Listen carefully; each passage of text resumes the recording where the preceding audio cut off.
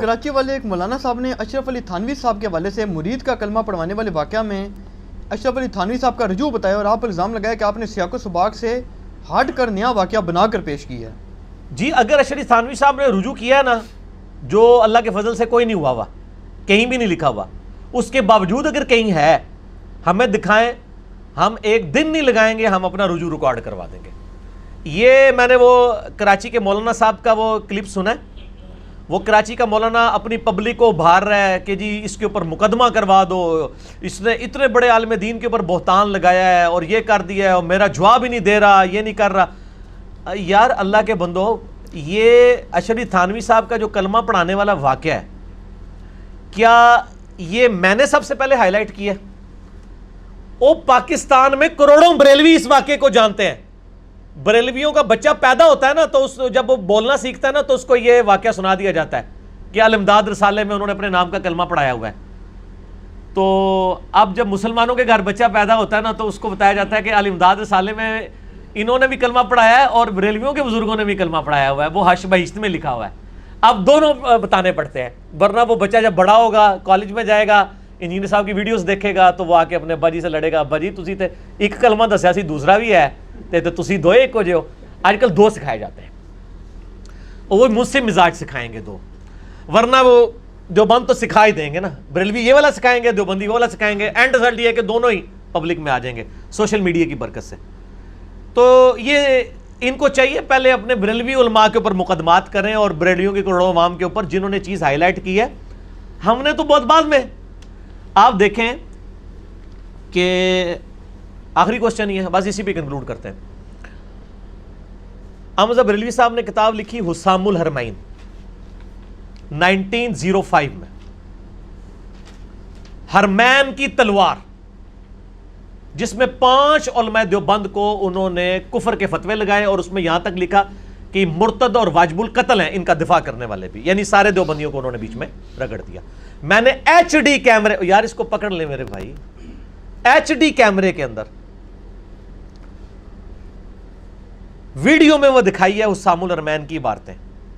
YouTube پہ میرا clip ہے، بریلوی دیوبندی اہل حدیث جنگ۔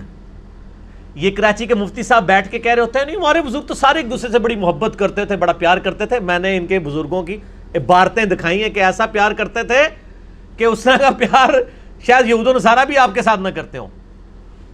ایچ ڈی کیمرے میں آپ یہ کلپ دیکھیں، بریلوی دیوبندی اہل حدیث جنگ۔ اس کے مقابلے پر جب دیوبند علماء نے کتاب لکھی المحند علی المفند، اس کا نام کیا ہے؟ المحند ہند کی تلوار علی المفند، سٹھیائے ہوئے پاگل بابے کے اوپر۔ اور پاگل بابا کسے کہا؟ احمد بریلوی صاحب کو، جس کو وہ کراچی والا مولوی کہتا ہے امام احمد بریلوی۔ آپ کے اماموں نے اسے سٹھیایا ہوا بابا کہا ہے۔ کتاب کا نام ہے المحند علی المفند، جو آپ کی بنیادی کتاب ہے عقیدوں کی، جس کا میں نے نام رکھا ہے المفند علی المفند۔ ایک سٹھیایا بابا دوسرے سٹھیائے بابے کے اوپر، ٹھیک ہے، کیونکہ اس نے پھر کفری عبارتوں کا دفاع کیا ہے۔ حسام الحرمین میں حمزہ بریلوی صاحب نے جو چیز ہائی لائٹ کی تھی نا عبارتوں کی حد تک، وہ ٹھیک ہے، عبارتوں کو کفریہ کہ باقی توبہ پیش کریں، انہوں نے دفاع کیا اور اس کتاب کا نام رکھا ہند کی تلوار سٹھیائے ہوئے بابے کے، اور اس کے اوپر انہوں نے لکھا کہ احمد بریلوی اور ان کی پوری جماعت ایک شیطانی لشکر ہے جو ہم پہ حملہ آور ہو گیا۔ تو یہ علماء ایک دوسرے کی عزت کرتے تھے، اور میں نے ایچ ڈی کیمرے میں دکھایا، آج میں بار بار نہیں دکھاتا، پھر یہ بیچارے ناراض ہوتے ہیں۔ وہ آپ کلپ وہی دیکھ لیں، بریلوی دیوبندی اہل حدیث جنگ، جنگ، وہ نام میں نے جنگ رکھا ہے، جنگ تو ہے تھی ان کی، ابھی بھی ہے، اسی لیے تو چندہ بکس اور مسجدیں لاد ہے۔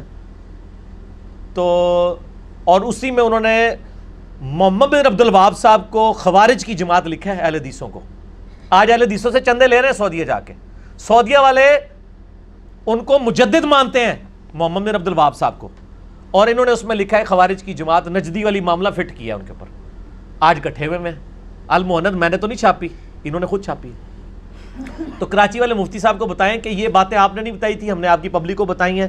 اب آپ یہ جو لوگوں کو ابھار رہے ہیں نا کہ جی یہ ہمارے بزرگوں کے اوپر الزام لگاتا ہے، میں آپ کو پرسنلی بتاؤں، میں اشرف تھانوی صاحب کا باقی علماء دیوبند کی نسبت بہت احترام کرتا ہوں، ان کی پازیٹیو چیزوں کا، اور میں نے اپنی ویڈیوز میں کئی دفعہ کوٹ کیا ہے۔ پہلی ایک جو میری سب سے بڑی کمزوری ہے، کہ اشرف تھانوی صاحب حسینی منہج کے تھے، یزید کو انتہائی برا سمجھتے تھے، حسین علیہ السلام کے مخالفین پر لعنت کرتے تھے، باقاعدہ واقعہ کربلا کے اوپر بھی انہوں نے پورے فتوے لکھے، حضرت حسین کے پورے سپورٹر تھے وہ. یہ ان میں ایک پازیٹیو چیز تھی. اہل بیت کی محبت تو ہماری ویسے ہی کمزوری ہے. دوسری پازیٹیو چیز فرقہ واریت جس طرح ان کے فالوورز میں ہے نا، اس لیول کی فرقہ واریت ان میں نہیں تھی. اس وقت شیعہ کے سب سے بڑے مخالف کون ہیں؟ دیوبند. اور دیوبند کے امام کون ہیں؟ اشرف علی تھانوی. تو اشرف تھانوی صاحب تو اس لیول کے مخالف نہیں تھے. طارق جمیل صاحب نے تھوڑے سافٹ کارنر شیعہ کے لیے رکھا. اتنی موٹی کتاب طارق جمیل صاحب کے خلاف علماء دیوبند نے لکھی ہے، سرفراز خان صفدر صاحب کے پلیٹ فارم سے چھپی ہے، جس میں ان پہ پتہ نہیں کتنے فتوے لگائے ہیں انہوں نے. طارق جمیل صاحب تو امام بارگاہوں میں جب جا کے بیان کر دیتے ہیں، اتنے پازیٹیو آدمی ہیں، میں اس لیے ان سے محبت کرتا ہوں.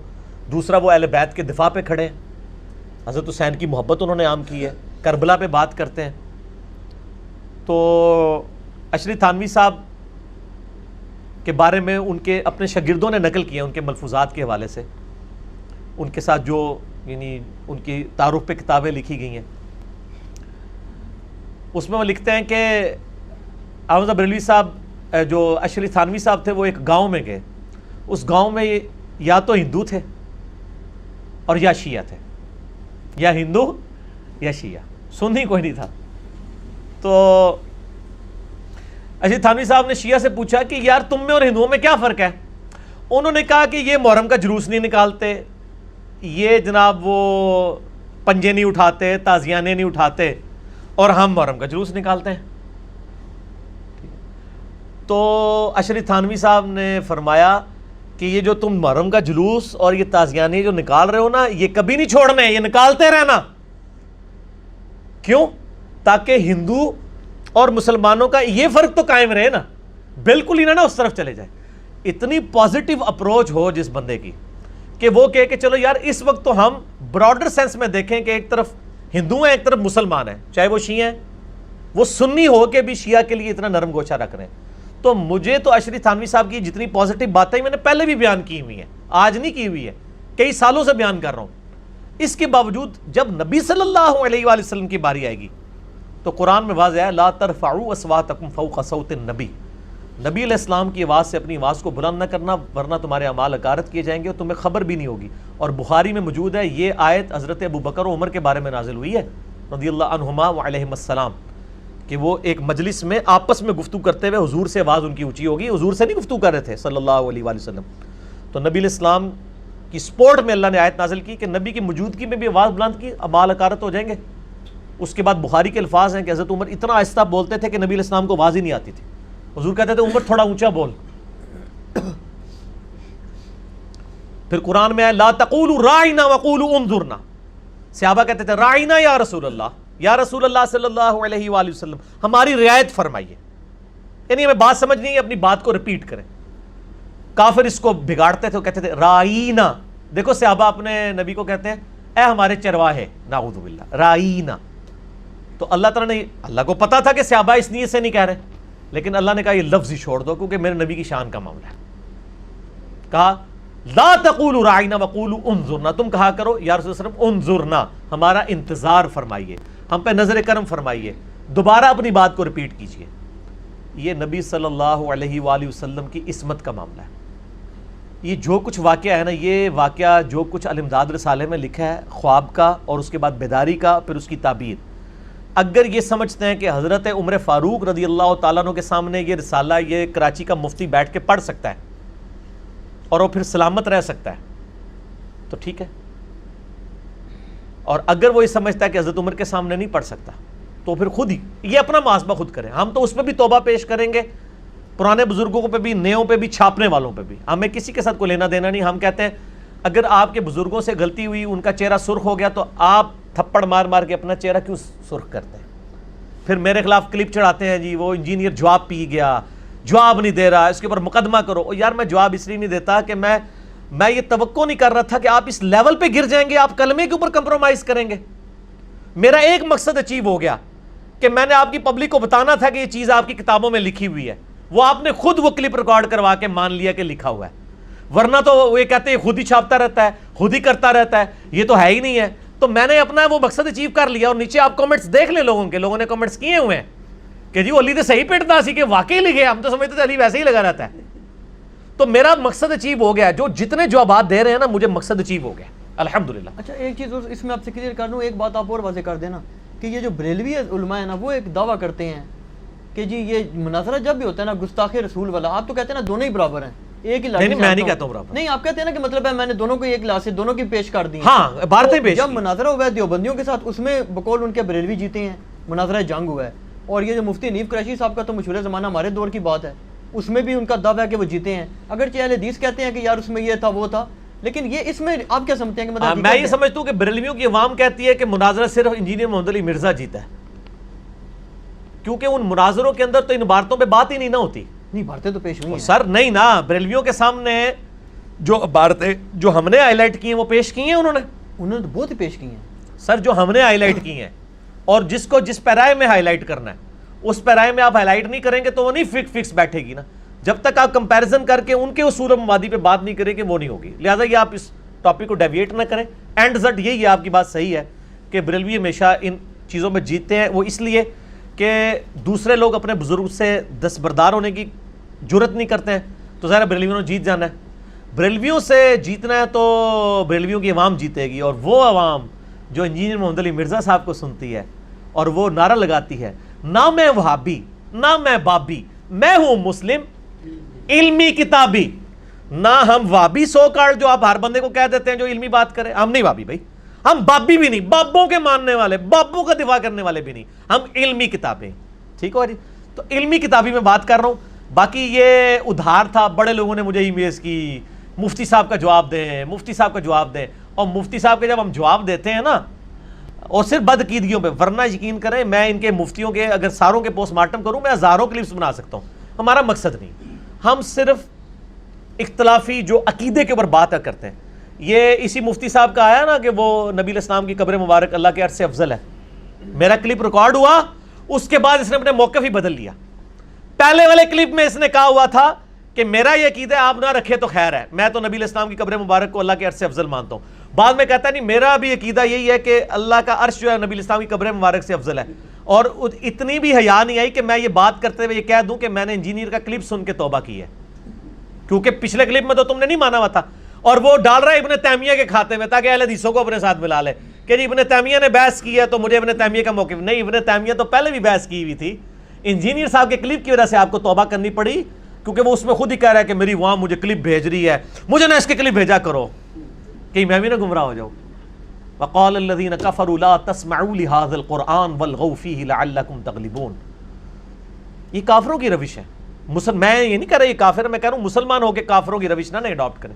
کافر کہتے ہیں جب قرآن پڑھا جائے تو مت سنا کرو, شور مچا دیا کرو, اسی طریقے سے تم غالب آ سکتے ہو. ان کے بھی غالب آنے کا طریقہ ہے علی کو مت سنو, ان کے تو کلپ چڑھے ہوئے ہیں, میرا کبھی کلپ چڑھا ہے کہ فلاں کو مت سنو. میں کہتا ہوں سب کو سنو تاکہ آپ کو پتا چلے کہ 24 کیرٹ سونا کیا ہوتا ہے اور یہ ملاوٹ والی چیزیں جو بیچ رہے ہیں یہ کتنا فرق ہے. ہم کہتے ہیں انہیں مفتیوں کو سنیں, پھر ان سے پوچھیں کہ علی نے یہ دلیل دی, آپ نے یہ دی, آپ کی تو دلیل کمزور ہے.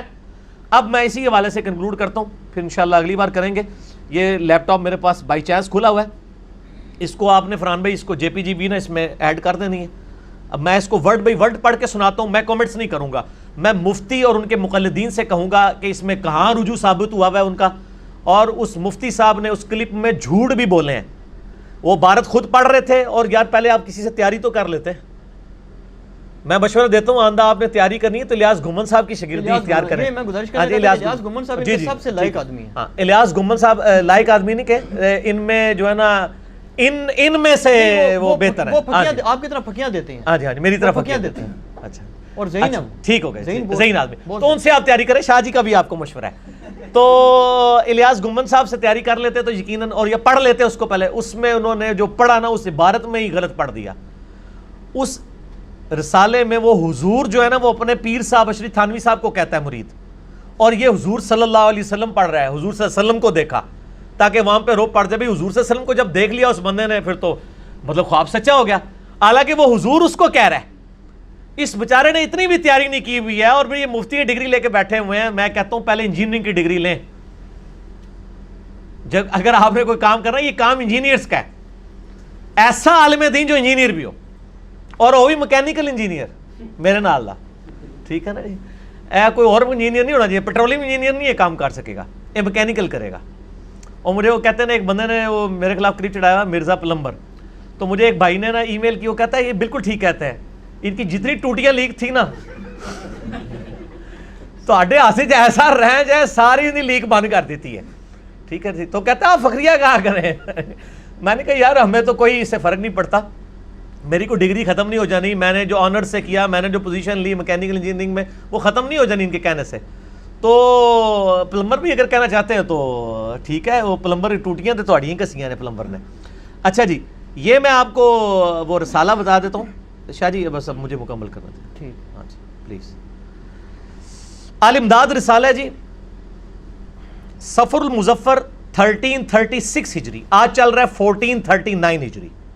ٹھیک ہو گیا جی؟ 103 سال جی، 103 سال پہلے. اور یہ تھانہ بھون سے شائع ہوا ہے. یہ تھانہ بھون اس قصبے کا نام تھا، اسی وجہ سے تھانوی کہلاتے تھے. آل امداد رسالہ، ٹھیک ہے جی. اور اس کا ہے پیج نمبر، عدد لکھا ہے 8، یعنی 8 نمبر رسالہ ہے. پیج نمبر 34 اور 35 ہے. 34 کے اوپر سوال ہوا ہے. ٹھیک ہو گیا جی. سوال، ایک بندہ جو ہے انہوں نے سوال کرتا ہے کہ اپنی محبت کا اظہار کرنے کے بعد وہ سوال لکھتا ہے اشرف علی تھانوی صاحب کو. وہ کہتا ہے اب وجہ اس کی عرض کرتا ہوں کہ بیعت ہونے کا خیال مجھ کو کیوں ہوا اور حضور کی طرف کیوں رجوع کیا. یہ حضور لفظ اس میں ہم نے ہر جگہ انڈر لائن کیا تاکہ آپ کو پتہ چلے حضور وہ کہتا کسے ہے. نبی علیہ السلام کو نہیں کہہ رہا، ورنہ تو صلی اللہ علیہ وسلم ہوتا نا. وہ کہتا ہے میں آپ کی طرف کیوں متوجہ ہوا، رجوع کیا. بیعت کا شوق اور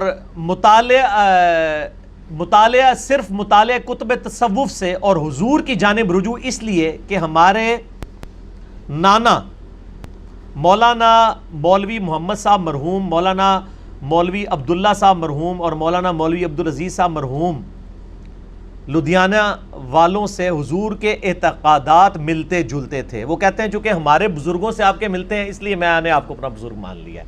قرآن حدیث کی اس نے دلیل نہیں دی ہے. وہ مفتی بڑا بڑا کہتا ہے وہ تو دیکھو اتنا پریشان ہو رہا ہے. وہ پریشان ہو رہا ہے کہ بھی میرے جڑے بزرگ سن انہوں نے تواڈے ملدے نے تاں میں تواڈا مرید ہویا.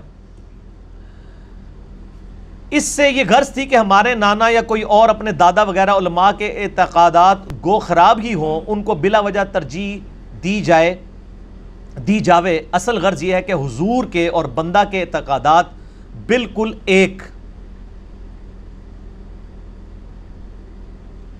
ہیں، اور اگر مولوی صاحبان لدھیانوی اور حضور کے درمیان کسی فروعات میں اختلاف بھی ہو تو اس میں بھی جناب کی طرف رجوع کرتا ہوں. وہ کہتا ہے اگر میرے بزرگوں میں اور آپ میں کوئی اختلاف آ جائے نا تو میں آپ کی طرف متوجہ ہوتا ہوں، آپ بھی میری طرف متوجہ ہوں. ٹھیک ہوگا جی.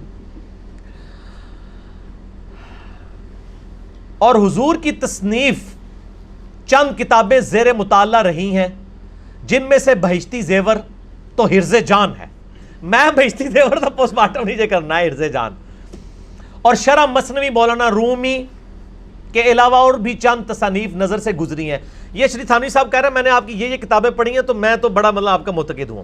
بہشتی زیور میں بریانی بنانے کا طریقہ بھی لکھا ہوا ہے. ایک دفعہ رامپور ریاست میں جانے کا اتفاق ہوا تو وہاں ایک مسجد میں ایک مولوی صاحب جو طالب علم تھے ان کے پاس ٹھہرنے کا اتفاق ہو گیا اور یہ بھی معلوم ہوا کہ وہ مولوی صاحب بھی حضور سے بیعت ہیں. یہ حضور کا لفظ کوئی 8ویں دفعہ آنے لگا ہے تاکہ آپ کو پتہ چلے یہ حضور کسے کہتے ہیں. اس لیے ان سے اور بھی محبت ہو گئی.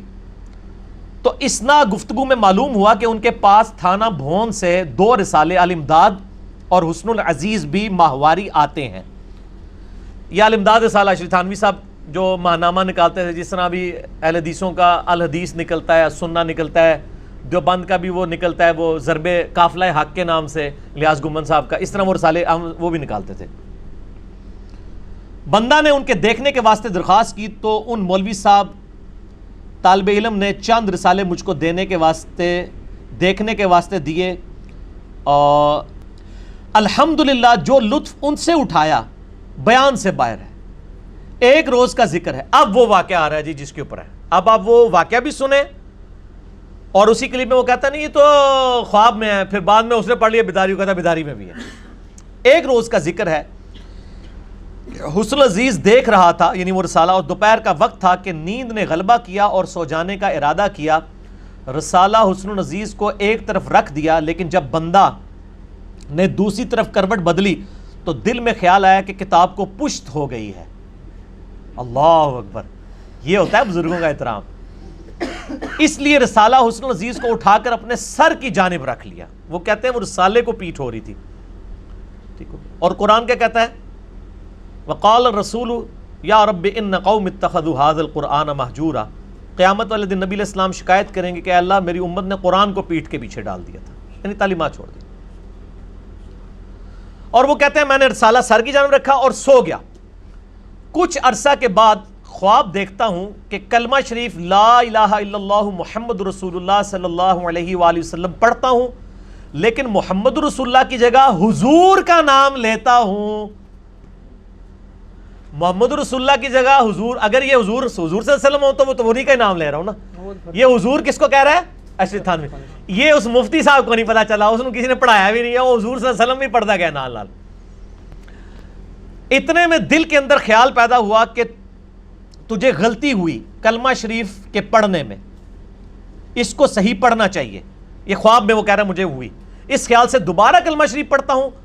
دل پر تو یہ ہے کہ صحیح پڑھا جاوے، لیکن زبان سے بے ساختہ بجائے رسول اللہ صلی اللہ علیہ وآلہ وسلم کے نام کے اشرف علی نکل جاتا ہے۔ حالانکہ مجھ کو اس بات کا علم ہے کہ اس طرح درست نہیں، لیکن بے اختیار زبان سے یہی کلمہ نکلتا ہے۔ 2-3 بار جب یہی صورت ہوئی تو حضور کو اپنے سامنے دیکھتا ہوں۔ اب یہ کون سا حضور ہے جس کو وہ دیکھ رہا ہے؟ اشرف تھانوی۔ اس کو اس مفتی صاحب نے پڑھ دیا، حضور صلی اللہ علیہ وسلم کو سامنے دیکھتا ہوں، سامنے سارے کہتے ہیں اچھا تو حضور کو خواب میں دیکھ لیا تو سچا خواب ہے۔ دیکھا آپ نے کیسی چلاکی کرتے ہیں؟ یا چلاکی نہیں ہوگی، اس کی کمزوری ہوگی، دونوں میں سے ایک بات مانے، یا یہ مانے میں چلاک ہوں، یا یہ کہ میں ان پڑھ ہوں، یا پھر میری طرح کہہ دے نہ میں وابی نہ میں بابی، میں ہوں مسلم علمی کتابی۔ حضور کو اپنے سامنے دیکھتا ہوں، اور یہی چند شخص حضور کے پاس تھے۔ کون سے چند شخص؟ وہی سارے علماء جن کے پاس وہ بیٹھتا تھا نا، تو وہ حضور صلی اللہ علیہ وسلم کی صحبت کے لوگ تو نہیں تھے، ان کے صحبت کے لوگ تھے۔ کہتا ہے میں نے اپنے سارے مولویوں کو اور حضور یعنی آپ کو بھی دیکھا، لیکن اتنے میں میری یہ حالت ہوگی کہ میں کھڑا کھڑا باوجہ اس کے کہ رکت طاری ہو گئی زمین پر گر گیا، اور نہایت زور کے ساتھ ایک چیخ ماری، اور مجھ کو یہ معلوم تھا کہ میرے اندر کوئی طاقت باقی نہ رہی۔ اتنے میں بندہ خواب سے بیدار ہوا۔ لو جی، ان خواب سے بیدار ہو گیا، تسی بھی بیدار ہو جاؤ۔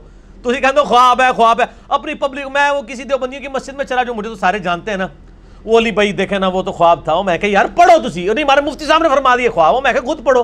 اے بیدار ہو گیا جی مفتی صاحب؟ کہتے ہیں بیدار ہو گیا، لیکن بدن میں بدستور بے حسی تھی، اور وہ اثر ناطاقتی بدستور تھا، لیکن حالت خواب اور بیداری میں حضور کا ہی خیال تھا۔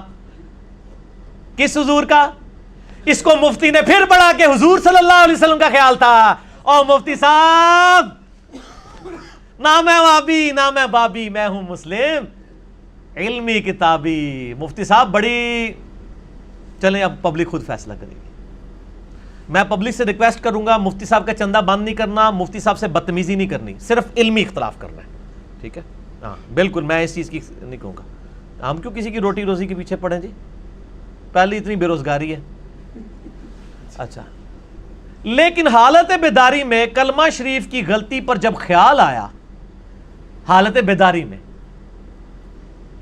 تو اس بات کا آمادہ ہوا کہ میں اس خیال کو دل سے دور کیا جاوے، اس واسطے کہ پھر کوئی ایسی غلطی نہ ہو جاوے۔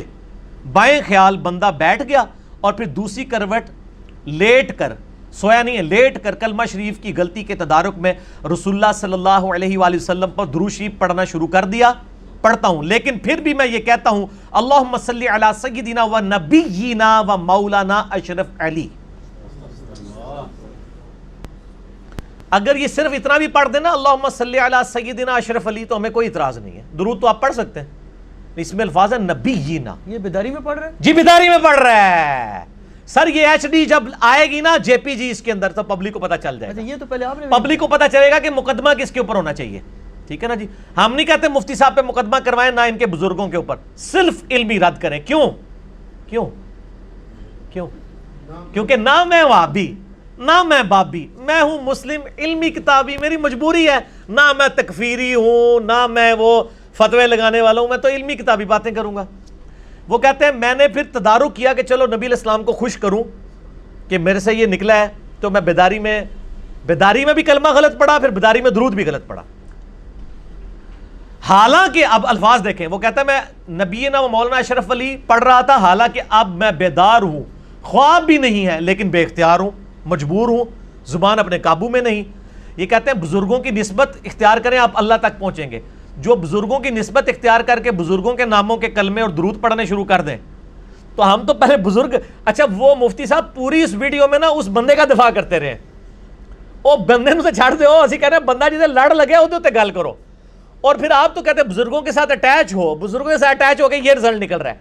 इसलिए तो जो बंदा ना, वो पीर नसीरुद्दीन नसीर साहब कहते थे आज के दौर में तो मुरीद होने का मतलब है अपना ईमान ही बर्बाद कर लो। उनकी किताब भी है पीरी मुरीदी की शरई हैसियत, उनका ये पीर को छुड़ रहा ख्याल मानवी तो गवा देंगे। तो यहाँ पे वो देखें, वो कह रहे हैं कि मैं मतलब बेदार भी हूं फिर भी बेख्तियार हूं, ये फैज पहुंच रहा है ना, इसलिए जुबान अपने काबू में नहीं। उस रोज ऐसा ही कुछ ख्याल रहा तो दूसरे रोज बेदारी में रिक्कत रही, खूब रोया, और भी बहुत सी वजूहात हैं जो हुजूर के साथ बायसे मोहब्बत हैं। कहां तक अर्ज करूं? हुजूर कौन? अशरी थानवी साहब। ए हुजूर जड़ा ना लफ्ज़ गाटे फिट हो गया। वो कहता है हुजूर मैं और क्या कुछ लिखूं आपको, कई बातें थी बस ये मेरी। ए शाह जी नकवी साहब ਤੁਹਾਨੂੰ कोई बंदा लिखे कि मैं ਤੁਹਾਡੇ ਨਾਂ ਦਾ कलमा पढ़िया है, बेदार भी हो रहा, मैं ਤੁਹਾਡਾ बड़ा मुतकीद हाँ, ਤੁਸੀਂ कहा मरू मरवान लगा यार मैं भी कितने दो जगी ना तेरी वजह टुर जावा, यही कहेंगे ना आप? कोई आम बंदा भी। इसीलिए हम कहते हैं कि आम लोग तो ये जुर्रत भी नहीं करेंगे। ये सवाल इतना लंबा 50 लाइनों का जवाब, एक लाइन का जवाब। इस वाक़े में तसल्ली थी, इस ख्वाब में नहीं, वाक़े में। वाक़या मीन्स ख्वाब प्लस बेदारी। इस वाक़े में तसल्ली थी कि जिसकी तरफ तुम रुजू करते हो, किसकी तरफ रुजू कर रहे हो? हुजूर की तरफ। हुजूर कौन? अशरी थानवी। नबी इस्लाम की तरफ से रुजू किया ही नहीं उसने, ना हुआ है, कोशिश भी की थी तो नहीं होया, क्योंकि फैज हुजूर दा जे पहुंचिया सी, हुजूर सल्लल्लाहु अलैहि वसल्लम दा नहीं, खाली हुजूर दा, छड़े हुजूर। ठीक हो गया जी। इस वाक़े में तसल्ली थी कि जिसकी तरफ तुम रुजू करते हो वो बिऔन ही ताला, यानी अल्लाह ताला की मदद से मुत्तबे सुन्नत है। बस जवाब खत्म। साथ उन्होंने डेट डाल दी है 24 शवाल 1335 हिजरी। ठीक है जी, 1335 है, ये 36 है, 35 है, 36 का रसाला है, और ये ख्वाब जो है वो, और ये वाक़या जो पूरा है बेदारी वाला। ये मैं ख्वाब में क्या देखता हूं कि मैं कलमा पढ़ता हूं ला इलाहा इल्लल्लाह अशरफ अली रसूलुल्लाह वलियाउज़ु बिल्लाह। फिर मैं बेदार होकर भी बेइख्तियारी में पढ़ रहा हूं अल्लाहुम्मा सल्ली अला सय्यिदिना व नबिय्यिना व मौलाना अशरफ अली नबिय्यिना। अस्तगफिरुल्लाह। फिर उसने जब ये वाक्य वहां भेजा और कहा कि हजरत मैं बड़ा परेशान हूं, ख्वाब में भी पढ़ रहा हूं बेदारी में भी, क्योंकि इनके मौलवी कहते हैं तो ख्वाब है जी, ख्वाब में तो इख्तियारी कोई नहीं होता, इसमें अल्फाज है बेदारी में भी पढ़ रहा हूं। अच्छा, अब आपको कोई बंदा ये खत भेजे कि जी हजरत मैंने ख्वाब में देखा है कि मैं आपके नाम का कलमा पढ़ रहा हूं और बेदारी में भी मेरी जुबान पे यही कलमा जारी है, तो आपको क्या कहना चाहिए कि भाई तौबा कर, तेरे ऊपर इतना बड़ा शैतान का हमला हो चुका है कि तू इतना शैतान के हत्थे चढ़ गया कि तेरा अपना इख्तियार ही खत्म हो गया और तू ये काम कर रहा है। यही होना चाहिए ना। एक मोची से, शराबी कबाबी से पूछ ले, वो भी यही कहेगा, मेरे ज्यादा गुनाहगार आदमी भी यही कहेगा। लेकिन अशरी थानवी साहब ने क्या जवाब दिया? उनका उस वाक़े में तसल्ली थी कि जिसकी तरफ तुम रुजू करते हो, यानी तुम्हारा जो पीर, यानी कि मैं खुद, वो अशरी थानवी साहब उनका मुरीद था ना, वो बेऔन ही ताला मुत्तबे सुन्नत है, यानी तुम्हारा पीर अल्लाह की मदद से सुन्नत का आमिल है, इसलिए तुम्हें यह ख्वाब दिखाई गई है कि तुम अपने पीर के नाम का कलमा पढ़ रहे हो और उसको नबी मानते हुए उस पर दरूद पढ़ रहे हो। परेशानी की कोई मसला नहीं है कि इसमें तो तसल्ली मेरे लिए हो गई है। अच्छा, अब मुझे बताइए, उस मुरीद को तो छोड़ें, ये जो जवाब दे रहा है बंदा, इसके ऊपर क्या फतवा लगेगा? चलो वो तो होश में नहीं था, ये तो होश में है ना, ये तो ख्वाब नहीं देख रहा, تو یہ میں اس لیے بتا رہا ہوں کہ ہر طریقے سے بچانے کی کوشش کرتے ہیں, اور یہ نہ سمجھیے گا کہ وہ ان چیزوں کو مانتے نہیں, اس پہ مناظرے کرتے ہیں پورے. اللہ اکبر, استغفر. یہ جناب پورا جواب ہے. اب اس مفتی نے جب آگے پڑھا تو اس نے آگے سے خود سے بھی کوئی لگایا ہوا ہے کہ اگر یہ میں نے صحیح تعبیر کی ہوگی تو وہ ٹھیک ہو, مطلب وہ میں نے اگر یہ شیطان کی طرف سے ہوگا تو ٹھیک ہے, شیطان کی طرف سے ہوگا, اگر صحیح تعبیر کی ہوگی تو وہ اس کا ثواب ملے گا, اگر مجھ سے غلط ہو گئی ہے تو یہ وہ خود سے جملے بنا رہا ہے, حالانکہ اس میں کہیں نہیں لکھے ہوئے ہیں. یہ ہم ایچ ڈی چڑھائیں گے, پھر ہم ان کے پبلک سے کہیں گے ہم آپ پہ دعوت توبہ اور اصلاح پیش کر رہے ہیں, ہم کوئی تکفیر نہیں کر رہے, علمی کتابی باتیں کر رہے ہیں. یہ اب لوگ چاہ رہے تھے تو میں نے اس کو ریکارڈنگ کر دیا, اور کوئی جواب نہیں لکھا. جو کچھ اس نے پڑھا وہ جھوٹ پڑھا, غلط پڑھا. اور میں آپ کو ایک بات بتا دوں شاہ جی, میں نے اس کے اوپر کئی مہینے صبر کیا ہے. میں نے ان کے لوگوں کو ای میلز کیے ہیں کہ تمہارا مفتی جو کچھ پڑھ رہا ہے اس کو کہو کہ وہ اپنی صحیح ریکارڈنگ کرائے یا مجھے حوالہ دے, ادروائز پھر میں جواب دوں گا تو پھر وہ شکوہ نہ کرے, کیونکہ ہماری تو کوشش, ورنہ تو یہ تو فوراً کلپ چڑھا دیتے ہیں نا, ہم صبر کرتے ہیں. ٹھیک ہے, میں نے پورا صبر کیا, حوالے لکھے, کوئی جواب نہیں آیا. جواب یہی آتا ہے مفتی صاحب فلاں جگہ گئے ہیں, پوچھیں گے کریں گے. ان کو یہ پتہ چل گیا تھا کہ مفتی صاحب سے مس ہینڈل ہوا ہے مسئلہ. اب بھی ہم ان پہ دعوت توبہ اور اصلاح پیش کرتے ہیں, اور اینڈ پہ ان سے کہتے ہیں کہ آپ کتاب و سنت کے منہج پہ آئیں, اور ایک بار کہہ دو نہ میں وابی نہ میں بابی, میں ہوں مسلم علمی کتابی. اللہ تعالیٰ سے دعا ہے جو حق بات میں نے کہی اللہ تعالیٰ ہمارے دلوں میں راسخ فرمائے. اگر جذبات میں میرے منہ سے کوئی غلط بات نکل گئی تو اللہ تعالیٰ ہمارے دلوں سے ہی محو کر دے. ہمیں کتاب و سنت کی تعلیمات پر عمل کر کے دوسرے بھائیوں تک پہنچانے کی توفیق عطا فرمائے. سبحانک اللہم و بحمدک اشہد ان لا الہ الا انت استغفرک و اتوب الیک. ایک دفعہ درود شریف پڑھیں جی, چونکہ اب یہ دوسرے والا درود پڑھا تو صحیح والا بھی پڑھو. اللہم صلی علی محمد وعلی آل محمد کما صلیت علی ابراہیم وعلی آل ابراہیم انک حمید مجید. اللہم بارک علی محمد وعلی آل محمد کما بارکت علی ابراہیم وعلی آل ابراہیم انک حمید مجید. اصلی کلمہ اسلام بھی پڑھ دیں, لا الہ الا اللہ محمد الرسول اللہ وما علینا الا البلاغ المبین.